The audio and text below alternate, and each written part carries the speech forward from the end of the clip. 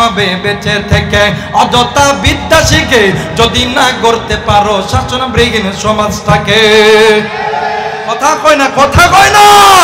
কি হবে বেঁচে থেকে অযথা বিদ্যা শিখে যদি না গড়তে পারো শাসনবিহীন সমাজটাকে? কি হবে ছাত্র ছাত্রীদের চমকে সনদ কানা যদি ওই বিদ্যালয়টা প্রতি তাদের আড্ডাখানা? এর চাই মরাই ভালো, দেশে যাওয়া ভালো। এর চাই মরা ভালো, দেশে যাওয়া ভালো। কি হবে ধোঁকা দিয়ে আল্লাহকে? কি হবে বেঁচে থেকে অযথা বিদ্যা শিখে? কি হবে বেঁচে থেকে অযথা বিদ্যা শিখে যদি না গড়তে পারি শাসনবিহীন সমাজটাকে? হাই হাই কিরি ইউনিভার্সিটি বিশ্ববিদ্যালয়, হাই হাই। আমি একদিন রাজশাহী ভার্সিটি ঘুরতে গেছিলাম, হাই হাই কি আর কইতাম। এটা নয় বাদই দিলাম, এই কথা কইলে হয়তো বা অনেকে আছেন হুজুর একেবারে জাগা মতন হাত দিছে। যুবক টেনশন করস না, এই তোর কয়েকদিন পরে শীতেছে ওই বাপরে আমি আল্লাহ তৈরি করছি ওই মা বাবার হালাল মোহাব্বতের মাঝখানে এক ফোঁটা না পাক পানি দ্বারা বান্দা আমি আল্লাহ তোরে তৈরি করছি। এই বান্দা তুই তো উল্লেখযোগ্য কোনো বস্তুই ছিলি না বান্দা, তোর হাত, তোর চোখ, তোর নাক, তোর কান সবকিছু আমি আল্লাহ দিছি বান্দা। এই তোর মুখে মা ডাক আমি আল্লাহ দিছি। এই বান্দা তুই যখন মারে মা কয়া ডাকস, বাপরে বাপ কয়া ডাকস, এই ডাক তোর মা বাবার কানে পুষায় দিই আমি আল্লাহ। এই ডাকের মধ্যে মায়া মধু মমতা লাগাই দিই আমি আল্লাহ। বান্দা তুই যখন রাত্রি 12টা 1টা 2টা 3টা 4টার দিকে ঘরের দরজায় যাইয়া মারে মা কয়া যখন ডাক দিস, বাপরে বাপ কয়া যখন ডাক দিস, তোর মা তোর বাপ যেমন তোর ডাক শুনিয়া ঘরের দরজা খুলে দিতে বাধ্য হয়, বান্দা ওই মায়ের চাইতে ওই বাবার চাইতে আমি আল্লাহর কাছে তুই বান্দার জন্য মহব্বত বেশি। বান্দা একটা বার বল তুই কি গুনাহ করছস? এই বান্দি তুই একটা বার বল তুই কি গুনাহ করছস? বান্দা তুই বলতে দেরি হবে, বান্দা তুই বলতে দেরি হবে, আমি আল্লাহ তোদেরকে মাফ করতে দেরি করব না। গুনাহ মাফের আশায় তুই হাত উঁচু করিয়া একটাবার মায়া কইরা ডাক দেন না, বলেন না আল্লাহ।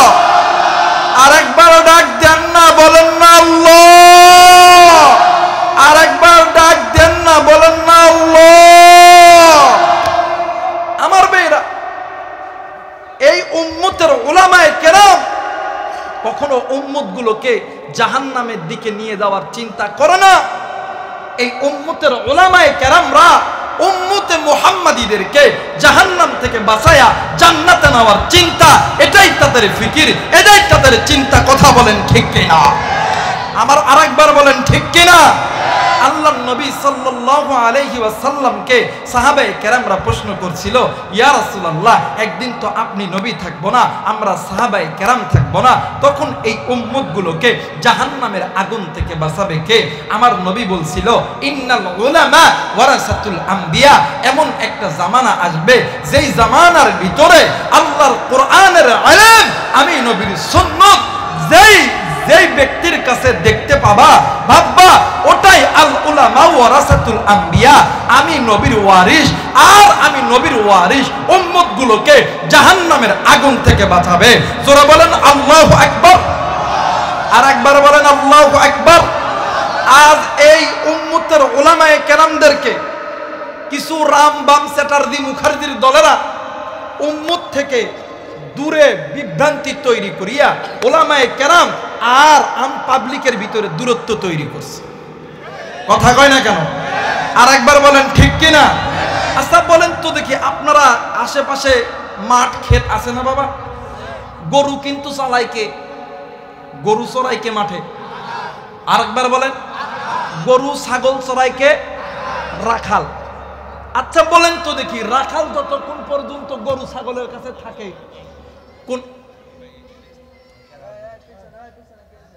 এই কথা কাউ করে এই ওদেরকে কান ধরে রয়ে আনেন, কান ধরে আনেন।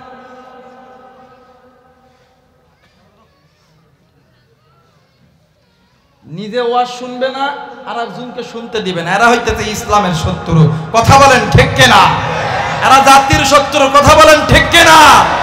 দেখবেন কিছু কিছু লোক আছে মুসলমানদের ভিতরে মুনাফিক নামের শয়তান, এরা মুসলমানদের মসজিদ যদি আযান হয়ে যায়, মুসলমানদের কোরআনের মাহফিলে দেখবেন এরা গান বাজায়, আর একজনকে ডাক দেয়, কি ওয়াজ হইতেছে, কথা কয় না। পাশার ভিতরে এমন ফুল লাগায় দিব আগুন জ্বলে যাবো, কথা কয় না কেন? যে কথা বলতেছিলাম উম্মতের উলামায়ে কেরাম, না যে কথা বলতে চাইতেছিলাম, রাখাল কিন্তু গরু ছাগল চড়ায়, কথা বলেন ঠিক কিনা?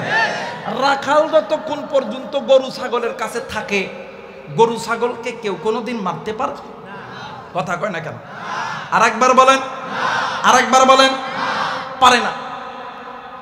এই বহির্বিশ্বের জমিনে ইহুদি নাসারার বাচ্চাগুলি, খ্রিস্টানের বাচ্চাগুলি, রামবাম চ্যাটার্জি মুখার্জির বাচ্চাগুলি, এরা জানে উম্মতের উলামায়ে কেরাম যতক্ষণ পর্যন্ত উম্মতের সঙ্গে শামিল ভাবে থাকবে, ততক্ষণ পর্যন্ত উম্মতের ঈমানগুলোকে নষ্ট করা যাবে না। এই জন্য উলামায়ে কেরামদেরকে মিথ্যা মামলা দিয়া, উলামায়ে কেরামদেরকে মিথ্যা তহমত দিয়া এই উম্মতের কাছ থেকে কারাগারে বন্দী করা হইতেছে, কথা বলেন ঠিক কিনা? আরো যারা বলেন ঠিক কিনা? এই দেশের উম্মতের উলামায়ে কেরাম রাজপথে নামে আওয়ামী লীগকে গালি দেওয়ার জন্য নয়, বিএনপিকে গালি দেওয়ার জন্য নয়। এই দেশের উলামায়ে কেরাম আওয়ামী লীগের বিরুদ্ধে কথা বলে না, বিএনপির বিরুদ্ধে কথা বলে না। এই দেশের উলামায়ে কেরাম কথা বলে এই দেশে, এই বাংলাদেশে সহ বিশ্বের জমিনে আল্লাহকে নিয়ে, নবীকে নিয়ে, ইসলামকে নিয়ে কেউ যদি কটূক্তি করে, এই দেশের উলামায়ে কেরাম মুসলিম তাওহীদ জনতা জাহান্নামের আগুন থেকে বাঁচানোর জন্য নিজের জান রাজপথে বিলিয়ে দিতে রাজি হয়, বাতিলের কাছে মাথা নত করতে রাজি হয় না, কথা বলেন ঠিক কিনা?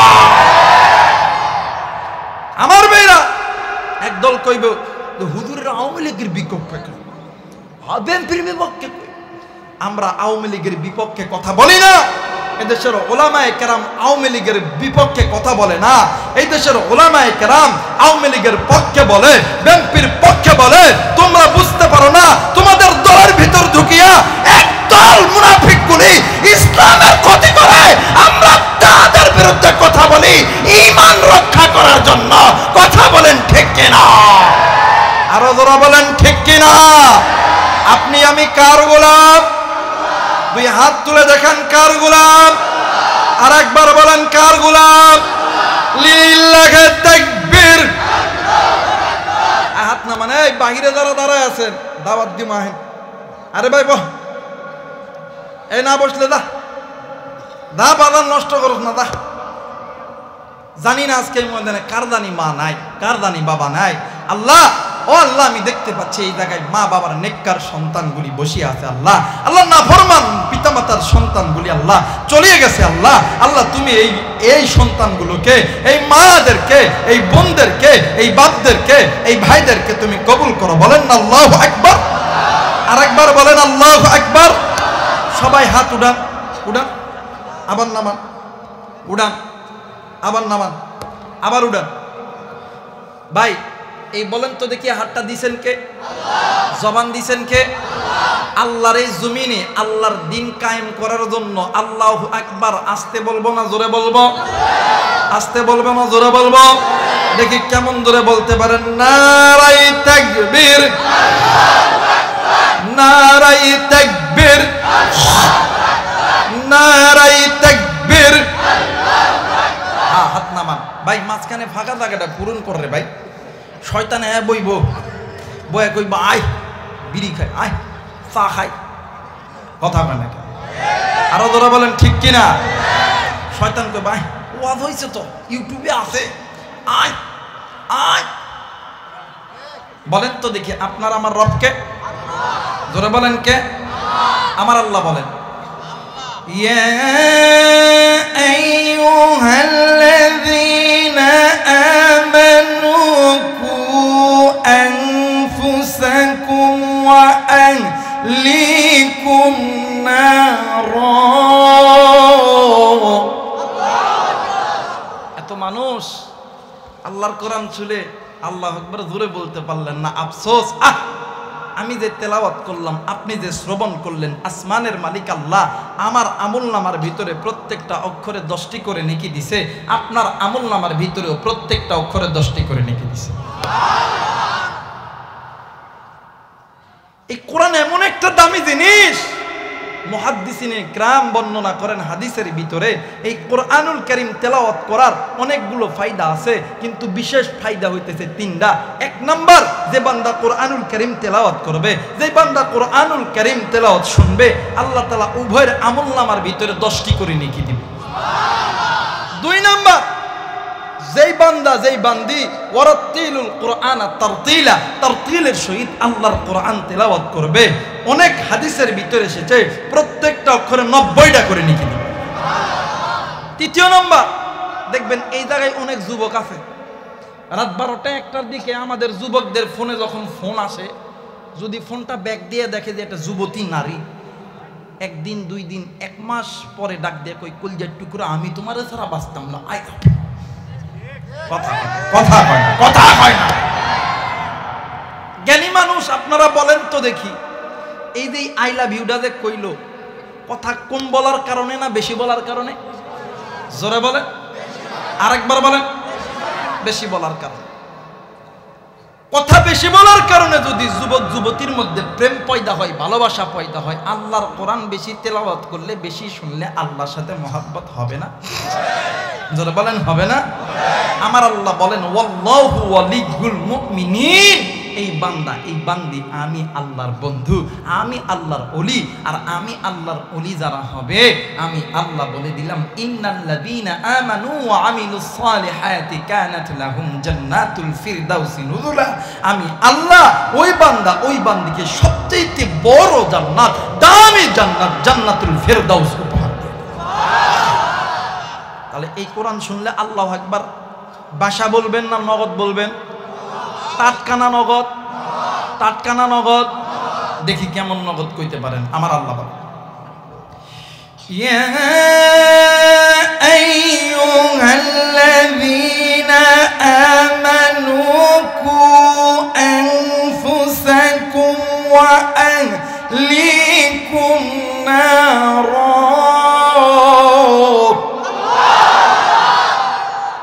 কোরআন ভালো লাগে না? যারা বলেন ভালো লাগে না? আল্লাহ বলেন বান্দা তুমি নিজে জাহান্নামের আগুন থেকে বাঁচো, তোমার আহাল পরিবার পরিজনদেরকে জাহান্নামের আগুন থেকে বাঁচাও।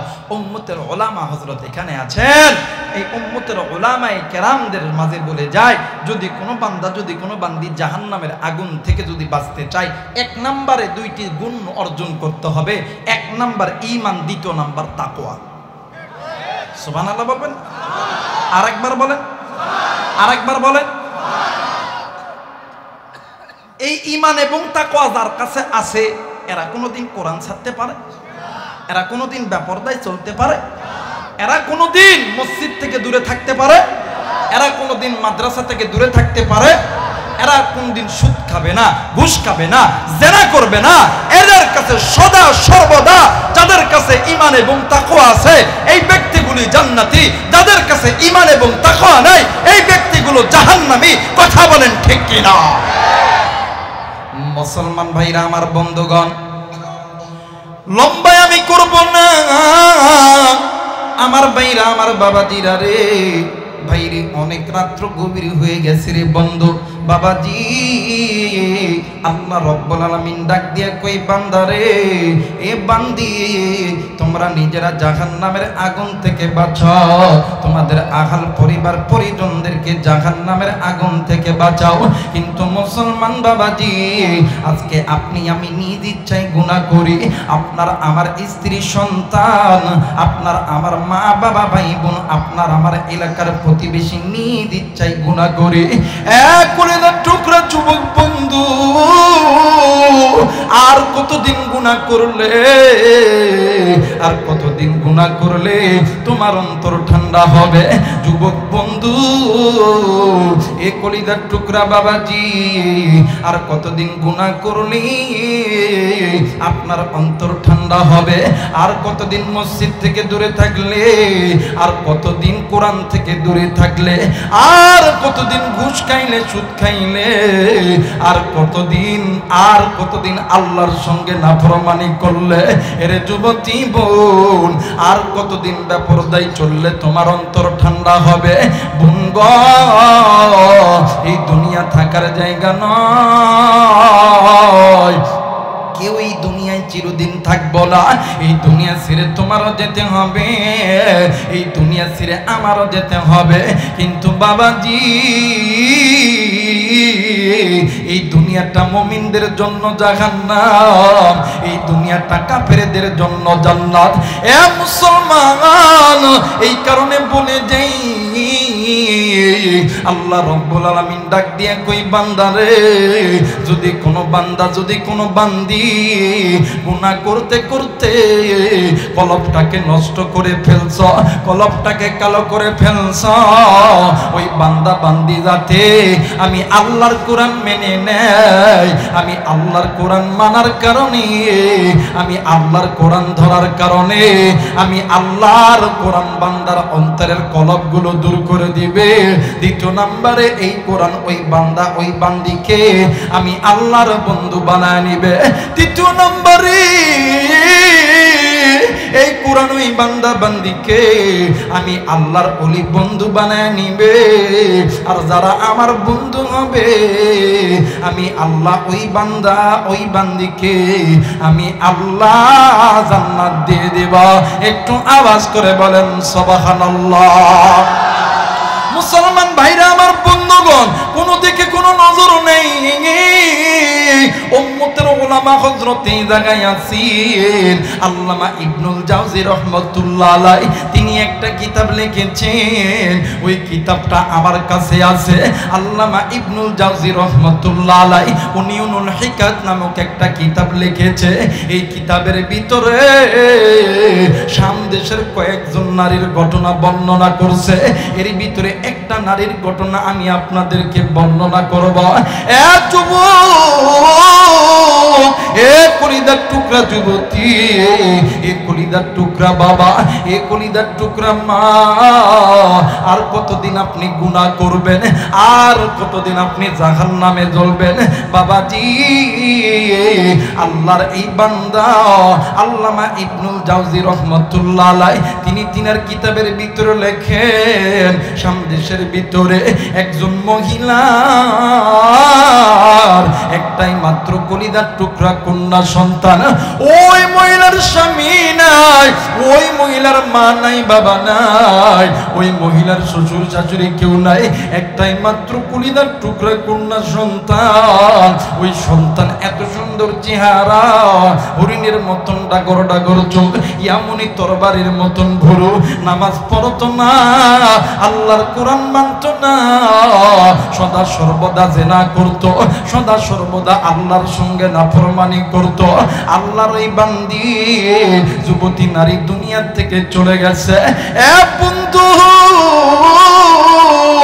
একদিন, দুই দিন, তিন দিন, 4 দিন, 5 দিন, এক সপ্তাহ যখন অতীত হয়ে যায়, আচ্ছা বলেন তো দেখি, যদি কোনো মায়ের সন্তান মারা যায়, আচ্ছা বলেন তো দেখি, ওই মা ওই বাবা ঠিক থাকতে পারে? জোরে বলেন, পারে? না না না না, মা জননী একটাই মাত্র কলিজার টুকরা কন্যার সন্তান, এই সন্তান মারা গেছে। এখন মা জননী সন্তানকে দেখার জন্য পাগল হইয়া গেছে। এরে বন্ধু,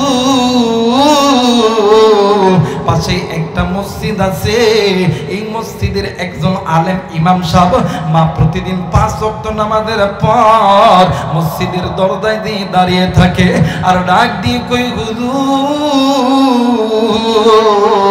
বলেন তো দেখি আপনার কাছে এমন কোন আমল আছে কিনা যে আমলটা করলে আমি আমার কন্যা সন্তানকে দেখতে পারবো। এ মুসলমান, হুজুর প্রতিদিন এই মহিলার বিদ্রোহ সহ্য করতে না পারিয়া ডাক দিয়ে কই মা গো, ও মা, আমার জানা মতে এইরকম কোনো আমল নাই, কিন্তু মা গো এই জামানার ভিতরে আল্লাহর একজন গোলাম আছেন, আল্লাহর একজন বান্দা আছেন, বড় একজন আলেম আছেন, নাম হইল হাসান বসরি রহমতুল্লাহ আলাইহি। ওই আল্লাহর বান্দার দরবারে চলে যান, হয়তো বা কোনো সমাধান আপনাকে দিলেও পারে। আরে বন্ধু, মা জননী ওই মহিলা মা চলে গেছেন আল্লাহর বান্দা হাসান বসরি রহমতুল্লাহ আলাইহির কাছে। আল্লাহর বান্দার কাছে যাইয়া ডাক দিয়ে কই হুজুর, আমি এমন হতভাগা একজন মহিলা, এই দুনিয়ার জমিনে আমার মা নাই, এই দুনিয়ার জমিনে আমার স্বামী নাই, এই দুনিয়ার জমিনে আমার শ্বশুর নাই, শাশুড়ি নাই, একটাই মাত্র কলিজার টুকরা কন্যা সন্তান। হুজুর আজ 7 দিন হইল আমার কলিজার টুকরা কন্যা সন্তান মারা গেছে। হুজুর আমি মা কি পারি আমার সন্তানকে ছেড়ে থাকতে? না গো হুজুর না, আপনার কাছে এসেছি, আপনার কাছে এমন কোন আমল আছে কিনা আপনি একটু বলে দেন, আমি আমার কন্যা সন্তানকে একটু দেখব। আল্লাহর বান্দা হাসান বসরি রহমতুল্লাহ আলাইহি ডাক দিয়ে কই মা গো, ও মা, আমার কাছে এইরকম কিন্তু কোনো আমল জানা নাই। মা গো, আমি কোরআন পড়ছি, আমি হাদিস পড়ছি, এইরকম কোনো আমল আমার কাছে জানা নাই, কিন্তু মা গো, ও মা, আপনি তো 5 ওয়াক্ত নামাজ পড়েন। বলতেছে হ্যাঁ আমি 5 ওয়াক্ত নামাজ পড়ি। ওই ডাক দিয়ে কই মা গো, আপনি প্রতিদিন এশার নামাজের পর 2 রাকাত সালাতুল হাজতের নামাজ পড়বেন, আর আপনি যখন ঘুমাইবেন আপনি ডেনকা তুই ঘুমাইবেন, আমার নবীর উপরে দরুদ পড়তে পড়তে ঘুমাইবেন। আমার আল্লাহ যদি কবুল করে, আমার আল্লাহ আপনার সন্তানের সঙ্গে সাক্ষাৎ করেও দিতে পারে। মা এমন একটা দামি জিনিস, যতই কষ্ট হোক না কেন মা চলে গেছে বাড়িতে, যাইয়া এই আমলটি কয়েকদিন করতেছিল, 1 দিন 2 দিন 3 দিন, এমন করতে করতে কয়েকদিন যখন অতিবাহিত হয়ে গেল, বন্ধু এই মা জননী একদিন রাত্রিবেলা স্বপ্নে দেখে তার কলিজার টুকরা কন্যা সন্তান ডাক দিয়ে কই মা গো, ও মা, আমি আর এই কবরের আযাব সহ্য করতে পারি না গো মা। ও মা, এই যে নজর করিয়া দেখেন না, আমার কবরে দাও দাও করে জ্বলতেছে আগুন। মা জননী সন্তানের এই দৃশ্য দেখিয়া ঘুম থেকে জাগ্রত হইয়া ঘরের ভিতর থাইকা একটা লোটায় একটা বদনা নিছে, একটা বালতি নিছে, নিয়া চলে গেছে কূপের পাড়েতে। কূপে থেকে পানি উঠাইয়া মাইয়ার কবরের ভিতর ডালে আর ডাক দিয়ে কই কেউ আসনি, আমার কলিজার টুকরা সন্তানকে তোমরা বাঁচাও বাবাজি। এমন করে যখন চিল্লাইতাছে, এলাকার মানুষগুলি সব ঘুম থেকে জাগ্রত হইছে। এলাকার মানুষগুলি আইসা দেখে এই বৃদ্ধ মহিলা পুরো শরীর পানিতে ভিজিয়া গেছে। কবরের দিয়ে কই বোন গো, তুমি কেন কবরের ভিতর পানি ডালো? ডাক দিয়ে কই বাইরে, দুনিয়ার জমিনে এমন কোন মা নাই, এমন কোন বাবা নাই সন্তানের বিপদে কোনোদিন চুপ করিয়া বসে থাকতে পারে? ভাইয়া, আমি রাত্রিবেলা ঘুমাইছি, আমি স্বপ্নে দেখি আমার মাইয়ার কবরের মানে আমার মাইয়ার কবরে দাও দাও করে আগুন জ্বলতেছে। আমার মাইয়া খালি আমারে মামা কইরা ডাকে, আমি মা কি পারি আমার মাইয়ারে এই কবরে আগুনে জ্বালাইতে। এই জন্য আমি কবরের ভিতরে পানি ঢালতেছি। এলাকার মুরব্বী লোকেরা ডাক দিয়ে কই, বোন গো, এটা তুমি স্বপ্নে দেখছো, এইটা বাস্তবে সত্যি হইতে পারে না। ডাক দিয়ে কই, বাইরে আমি যেটাই দেখছি এটাই হইল সত্যি, আমার স্বপ্নে দেখা ভুল হবে না। এইবারে মা জননী চলে গেছে হাসানে বসরি রহমতুল্লাহ আলাইহির বাড়িতে। হুজুরের বাড়ি যাইয়া ডাক দিয়ে কই, হুজুর গো, হুজুর ঘুমাইতেছে। এক পর্যায়ে হুজুর ঘুম থেকে উঠিয়া নজর কইরা দেখে ওই বৃদ্ধ মহিলা কয়েকদিন আগে হুজুরের বাড়িতে আইছিল, এত রাত্রে এসেছে, আবার পুরো শরীর ভিজে গেছে। ডাক দিয়ে কই, মা গো, এই রাত্রিবেলা আপনি আমার বাড়িতে কেন আইছেন গো মা? ওই মা ডাক দিয়ে কই, হুজুর, দুনিয়ার জমিনে কোনো মা নাই, কোনো বাবা নাই, সন্তান বিপদে থাকলে মা বাবা ঠিক থাকতে পারে। হুজুর, আমি রাত্রেবেলা স্বপ্নে দেখি আমার কলিজার টুকরা কন্যা সন্তান কেমন জানি জাহান্নামের আগুনে জ্বলতেছে। এ রূপসিংহাটের বাবারা, এ কলিজার টুকরা মা বোনেরা, এই কলিজার টুকরা যুবক ভাইরা, আজকে এই কবরস্থানে জানি না কার মা জানি এই কবরস্থানে জাহান্নামের আগুনে জ্বলে, কার বাপ জানি এই কবরস্থানে জাহান্নামের আগুনে জ্বলে, কার মা জানি ডাক দিয়ে কই, পুত্রে পারি না আর পারি না এই কবরে জাহান্নামের আগুন সইতে। কার বাপ যেন ডাক দিয়ে কই, বেটারে পারি না এই কবরে আর সাপের দংশন সহ্য করতে। এ বন্ধু, মা যেকার নাই রে, বাপ যেকার নাই রে, কার মা জানি কবরে, কার বাপ জানি কবরে। তুমি আমি সন্তান হইয়া ওই মায়ের জন্য, ওই বাবার জন্য কোন কোন নেককার সন্তান দোয়া করতে রাজি আছি? দুই হাত উঠিয়া আল্লাহকে দেখান, লিল্লাহি তাকবীর। আল্লাহ গো, তুমি নজর কইরা দেখো আল্লাহ, ও মালিক, তোমার নাফরমান বান্দাগুলি আল্লাহ গো সবাই চলিয়ে গেছে। আল্লাহ গো, নেককার বান্দাগুলি আল্লাহ হাত উঠাইছে, আল্লাহ পিতা মাতার নেককার সন্তানগুলি হাত উঠাইছে। আল্লাহ, তুমি এই পিতা মাতার নেককার সন্তানদেরকে কবুল করো।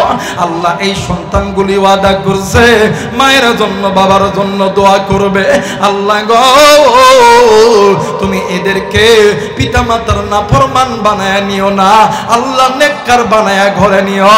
একটু জোরে জোরে বলেন আল্লাহুম্মা আমিন। আরেকবার বলেন আল্লাহুম্মা আমিন।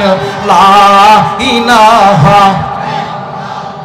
আরো জোরে, লা ইলাহা ইল্লাল্লাহ, লা ইলাহা, আরো জোরে, লা ইলাহা ইল্লাল্লাহ, লা ইলাহা।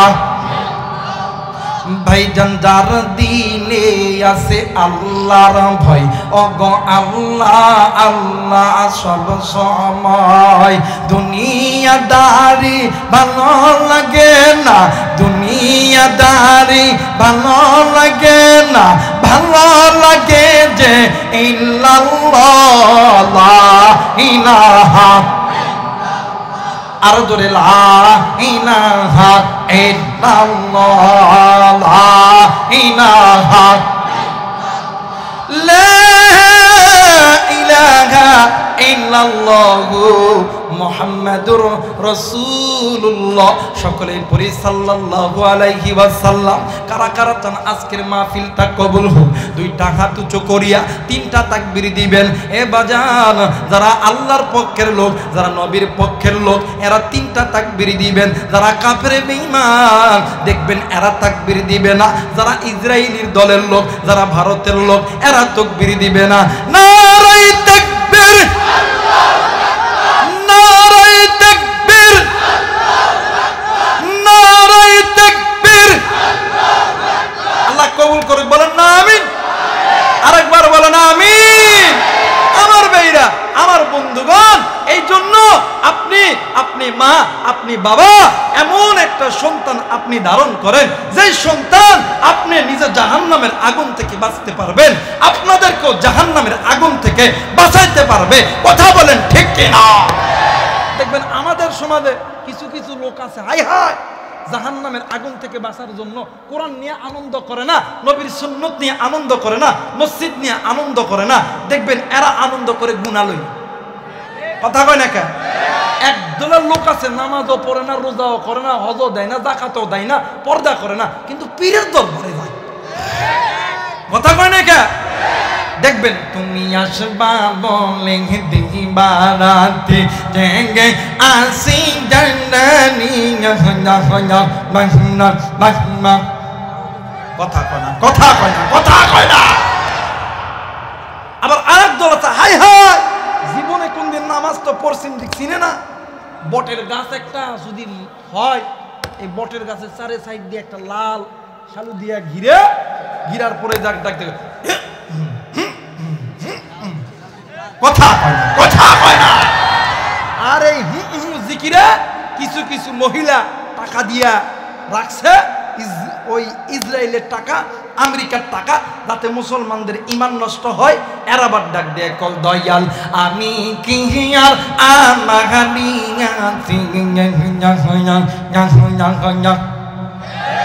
যারা আস্তে কথা কবে মনে করবেন যে ওই দলের লোক। কথা কয় না কেন? দয়াল আমি কি আর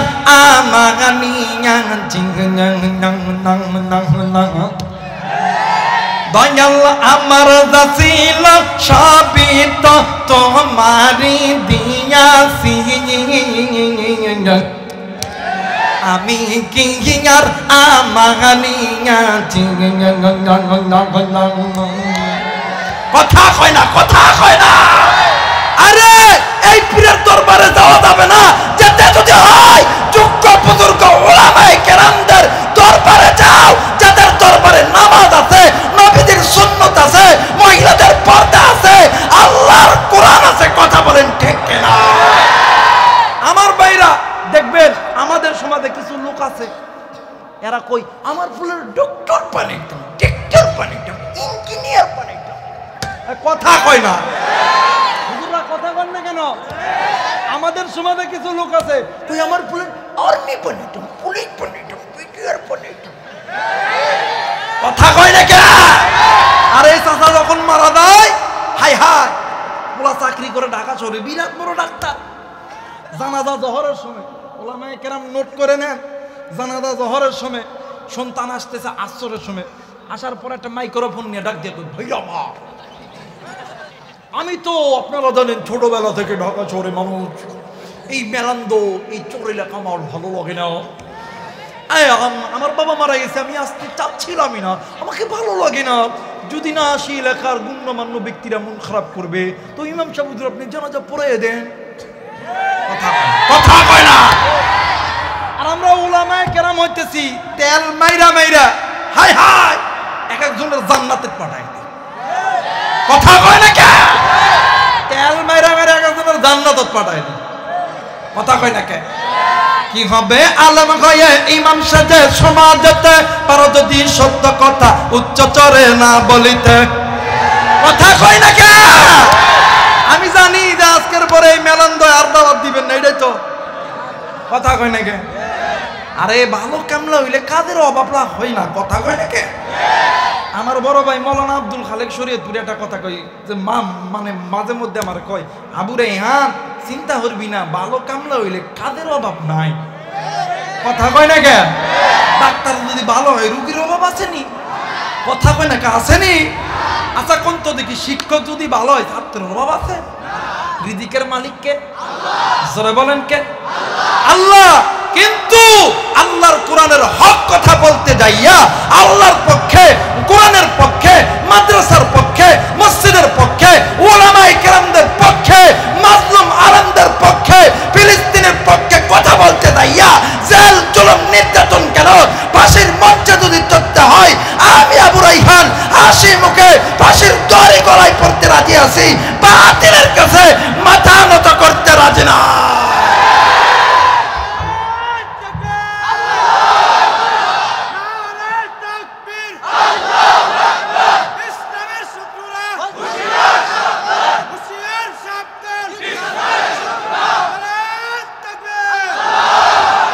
যে কথা বলতেছিলাম, ইমাম সাহেব আল্লাহু আকবার বলছে, বলার পরে এই সূরার ঘরে ছিল বহুত বড় ডাক্তার। এই বেটা করছে কি, রুমাল চিনেন না হুজুর আপনারা? এই রুমাল পকেটের ভিতরে রাখছে, এমন গন্ধ শয়তান পর্যন্ত ভয় পায় গন্ধ শুনে, দুধ দেখে। এই গন্ধওয়াল একটা গেদা সুদা একটা রুমাল, এই গেদা হুদা একটা রুমাল মাথার ভিতরে এমন এমন করে মাথায় দিয়ে ডাক দেখে কথা কন। আরেকবার বলেন, আরেকবার বলেন। চাচা এমন একটা সন্তান জন্ম দেন যাতে আপনি মারা গেলে আপনার জানাজা করতে পারে। চাচা এমন একটা সন্তান জন্ম দেন আপনি মারা গেলে আপনার কবরের পাশে দাঁড়াইয়া সূরা ইয়াসিন পড়তে পারে, সূরা নাস পড়তে পারে, সূরা ফালাক পড়তে পারে। আপনার কবরের পাশে দাঁড়াইয়া আপনার সন্তান আপনার জন্য আল্লাহর কাছে দোয়া করতে পারে, যাতে করে আল্লাহ তাআলা কবরে আযাব। আমি যে কথা কমু আমার কথা শুই নাই, বেড়া নাকের গোড়াতে এক চশমা দিয়া এই সামনে একটা ইয়ে নিছে, নেওয়ার পরে কই যান এগুলোকে টেস্ট করে নিয়ে আসে। কথা আগের যুগে দেখতাম যদি কোনো মানুষের অসুখ হইতো, গায়ে জ্বর হইতো, পাতলা পায়খানা হইতো, হাতে যদি ব্যথা পাইতো, এরপরে গ্যাসে যদি সমস্যা হইতো, এলাকার একটা ডাক্তারের কাছে যখন যাইতো 2 টাকার একটা ওষুধ দিলে ভালো হয়ে যাইতো। আর এখন বলে গ্যাস ফরম করলে হাসপাতালে লয়ে গেলে, ক্লিনিকে লয়ে গেলে 40টা টেস্ট করতে হয়। কথা কয় না কে? আমার যে টেস্ট দিছে আমার সমস্যা কোথায়? কথা কয় না, সমস্যা কোথায়? আরেকবার বলেন, আরেকবার বলেন। গলায় সমস্যা, টেস্ট দিছে প্রস্রাব পায়খানা, প্রস্রাব মানে টেস্ট করতে হবে, রক্ত টেস্ট করতে হবে, এরপরে ডায়াবেটিক্স টেস্ট করতে হবে, এরপরে এই 4টা টেস্ট মানে টেস্ট দিছে প্রায় আপনার 3,500 টাকার মতন লাগবে। আমি অসুখী ধরতে পারলো না, ওই 3,500 টাকার টেস্ট দিল। আচ্ছা বলেন তো দেখি এটা হালাল না হারাম? জোরে বলেন, হালাল না হারাম? হারাম। উম্মতের ডাক্তার তো এমন হওয়া দরকার যে মানুষের দেহে হাত দিলে বুঝতে পারবে যে এটা কোন রোগ। আগের যুগে, অনেক আগের যুগে গ্রাম্য কিছু ডাক্তার হয়তো মানুষের দেহে গায়ে হাত দিলে বুঝতে পারতো যে এর কোন রোগ হয়েছে। কথা কয় না কেন? আর এখন যাবেন, যাওয়ার সাথে সাথে পায়খানা টেস্ট, প্রস্রাব test, kidney test, heart test, অসুখ আছে কি নাই ওটা দেখার দরকার নাই, আগে টাকা দে পরে প্রেসক্রিপশন। কথা কয় না কেন? এই দুর্নীতি থাকবে না। একটা সন্তানকে কোরআনুল কারীমের হাফেজ বানান, এরপরে ডাক্তার বানান। যে সন্তান কোরআনুল কারীমের হাফেজ হবে ওই সন্তান পুলিশ হইয়া ঘুষ খাবে না, ওই সন্তান ডাক্তার হইয়া দুর্নীতি করবে না, ওই সন্তান এমপি হইয়া সমাজের টাকা মেরে খাবে না, ওই সন্তান চেয়ারম্যান হইয়া কোনোদিন এদেশের জাতির ক্ষতি করবে না। কথা বলেন ঠিক কিনা? আরো তোরা বলেন ঠিক কিনা? কি হবে বেঁচে থেকে অযথা বিদ্যা শিখে যদি না গড়তে পারো শাসনবিহীন সমাজটাকে? কথা কয় না, কথা কয় না। কি হবে বেঁচে থেকে অযথা বিদ্যা শিখে যদি না গড়তে পারো শাসনবিহীন সমাজটাকে? কি হবে ছাত্র যাদের চমকে সুন্নত কানা যদি ওই বিদ্যালয়টা প্রতি তাদের আড্ডাখানা? এর চাই মরাই ভালো, দেশের যাওয়া ভালো, এর চাই মরা ভালো, দেশের যাওয়া ভালো। কি হবে ধোঁকা দিয়ে আল্লাহকে? কি হবে বেঁচে থেকে অযথা বিদ্যা শিখে? কি হবে বেঁচে থেকে অযথা বিদ্যা শিখে যদি না গড়তে পারি শাসনবিহীন সমাজটাকে? ইউনিভার্সিটি বিশ্ববিদ্যালয়, হায় হায়। আমি একদিন রাজশাহী ভার্সিটি ঘুরতে গেছিলাম, হায় হায় কি আর কইতাম। এটা নয় বাদই দিলাম, এই কথা কইলে হয়তো বা অনেকে আছেন হুজুর একেবারে জাগা মতন হাত দিছে। যুবক টেনশন করস না, এই তোর কয়েকদিন পরে আসিতেছে, কথা কয় না আসিতেছে 24 সালে 14 ফেব্রুয়ারি বিশ্ব আন্তর্জাতিক লজ্জা দিবস। যেই দিবসে কোনো টিকিট লাগে না, টিকিট ছাড়াই পার্কে গেলেই অ্যাকশন অ্যাকশন। কথা কয় না, কথা কয় না, হাই হাই। এই তো গত কয়েকদিন আগে দেখলাম টেলিভিশনে, হুজুর দেখলাম যে একটা মেয়ে এইচএসসি পরীক্ষায় জিপিএ 5 পাইছে। এই মেয়েকে একজন সাংবাদিক জিজ্ঞেস করতেছিল যে বোন তুমি কি পাইছো? জিপিএ 5 পেয়েছি। বলতেছে আচ্ছা বলো তো দেখি এই জিপিএ 5টা তুমি ইংলিশ দিয়ে ট্রান্সলেশন করো। কথা আর একবার বলেন ঠিক কিনা? কিন্তু বিশ্বের মুসলমান কান্ট্রির ভিতরে 100টা দেশের ভিতরে আমার বাংলাদেশের হাফেজদেরকে 30 পারা কোরআনের যেই জায়গা থেকে প্রশ্ন করা হয়েছে পুঙ্খানুপুঙ্খানুভাবে জবাব দিয়েছে। তারা কোথাকুতি করে নাই, কথা বলেন ঠিক কিনা? এরপরে টিকেট যখন খেলতে গেছে, ওরে বাপরে বাপ, যাওয়ার সময় বাঘ আমাদের সাথে কেউ পড়ে, আমরা নিমিষের ভিতরে সব দলকে হারাইতে পারি।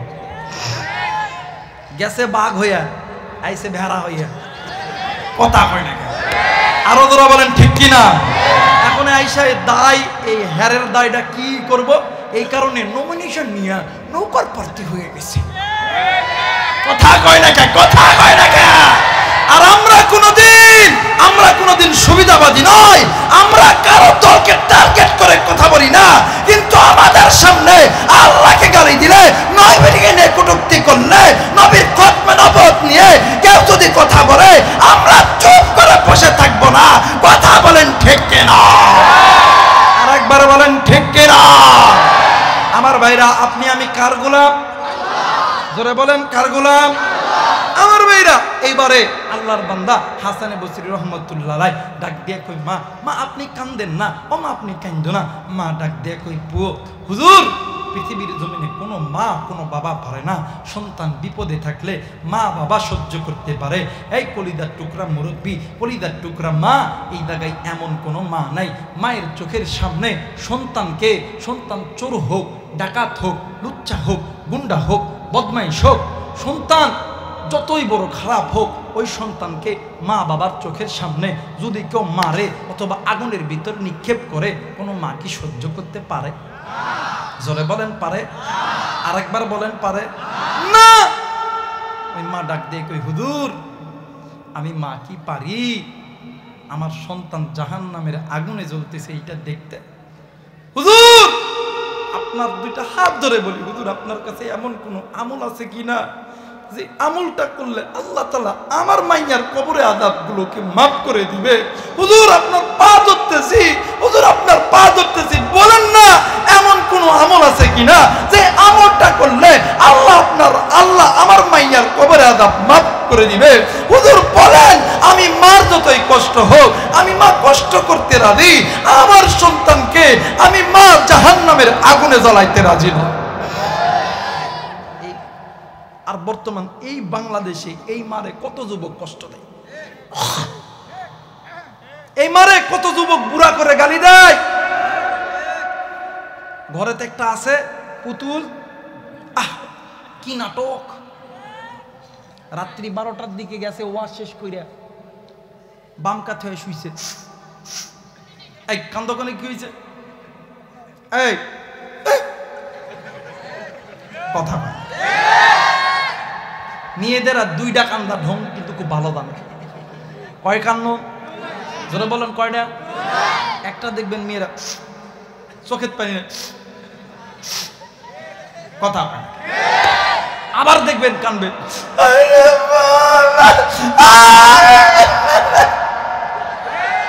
কথা কয় না, কথা কয় না। আমার মেয়েরা এইবারে জামাই কয় কিও তুমি কাঁদো কেন? কই আমি আর এবার থাকতাম না, কই কেন কি হয়েছে? ওই তোমার মা বাবার সাথে ভাত খাইতাম না। হ্যাঁ কেন খাবো না? তুমি আমার সাথে রাগ করলো, আমি তোমার ঘর মানে তোমার সংসার করবো না। 5 লাখ টাকা ডিমান্ড নিছো, একটা পালসার নিছো, জলদি করে ফেরত দাও, আমি বাপের বাড়ি চলে যাবো। এই হিজরা আমার ডাক দিয়ে কই তোমার ভাত দিতাম না। যারা আস্তে কথা কই বড় বইয়ের কামাই খাওয়ালো, কথা কয় না কেন?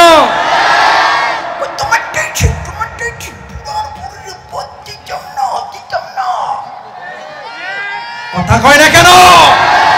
আরে কলিদার টুকরা মুরব্বী যুবক ভাইয়া, তুই কোন মা বাপরে বিনু করিয়া দিলি? তুই কোন মা বাপরে তুই বুড়া বুড়ি করিয়া গালি দিলি? তুই কোন মা বাপরে, অসুস্থ মা বাবা ঘরের ভিতরে পইরা আছে, একটা বার ডাক্তার দেখাইলি না? তুই বইয়ের কথা শুনিয়া তুই মা বাপরে বিনু করিয়া দিলি। শোন শোন শোন শোন, আমি আবুরা এখানে একটা কথা বলে গেলাম, উম্মতের ওলামা এখানে আছেন, আমি আবুরা এখানে বলে গেলাম, এই মুহূর্তে ওই বউরে তুই একটা সাদা কাগজে লিখবি তালাক। ওই বউ তুরে সকালবেলা উঠিয়া তুরে জামালপুর কোর্টে দাঁড় করাইবে। আর মা আর বাবার সঙ্গে তুই যদি সম্পর্ক ছিন্ন করিস, সারা দিন যদি ভাত না দিস, 1 মাস 2 মাস 3 মাস 1 বছর যদি ভাত না দিস, ওই মা বাবা কোনোদিন বসে থাকবে না। ওই মা বাবা নিজের জমি বিক্রি করিয়া, গরু ছাগল হাঁস মুরগি বিক্রয় করিয়া, যদি টাকা না থাকে সুদের উপর টাকা লইয়া ওই মা বাবা জামালপুর কোর্টে যাবে তোরা জামিনে মুক্তি করার জন্য। আর এই ঘরের কুলক কি তোরা জেলখানায় ঢুকাইবে। কথা বলেন ঠিক না? এই মারে কষ্ট দিস। অনেক যুবক আছে ভাইয়া, আলেমদের কাছে দোয়া চান, হুজুর একটু দোয়া করেন, পরীক্ষা দিন, হুজুর একটু দোয়া করেন, আর্মি চাকরি যেন পাই, হুজুর একটু দোয়া করেন, পুলিশে চাকরি যাতে পাই, হুজুর একটু দোয়া করেন, ব্যবসার ভিতরে যেন আল্লাহ বরকত দেয়। শাইখুল হাদিস সাহেব আমাদের মাথার সারে তাজ, মাথার মুকুট বসে আছেন। আহা হুজুরকে, হুজুরে এখানে যেহেতু আছেন ভাইয়া, আলেমদের দোয়া কবুল হয়। আলেমদের দোয়ার আগে 2 জন ব্যক্তির দোয়া কবুল হয়। সুবহানাল্লাহ বলবেন না? আরেকবার বলেন। আলেমদের দোয়ার আগে 2 জন ব্যক্তির দোয়া কবুল হয়। একজন হইল মা, আর একজন হইল বাবা। আল্লাহর কসম, আল্লাহর কসম, আল্লাহর কসম, আল্লাহর কসম, আল্লাহর কসম, যদি কোনো মা আর বাবা সন্তানের জন্য আসমানের মালিক আল্লাহর দরবারে হাত তুলে, ওই হাত তুলতে দেরি হবে, আসমানের মালিক আল্লাহ দোয়া কবুল করতে দেরি করবে না। যুবক, তোমার কি দরকার? টাকা লাগবে, পয়সা লাগবে, তুমি আর্মি হবা, পুলিশ হবা, বিডিআর হবা, তুমি মুফতি হবা, মুহাদ্দিস হবা, আলেম হবা, শাইখুল হাদিস হবা। এই মুহূর্তে বাড়িতে যাও, জনম দুঃখী মারে বলো, মা এ বাবা আমার এই জিনিসটা লাগবে। ওই মা আর বাবা আসমানের মালিক আল্লাহর কাছে বলতে দেরি হবে, আমার আল্লাহ দিতে দেরি করবে না।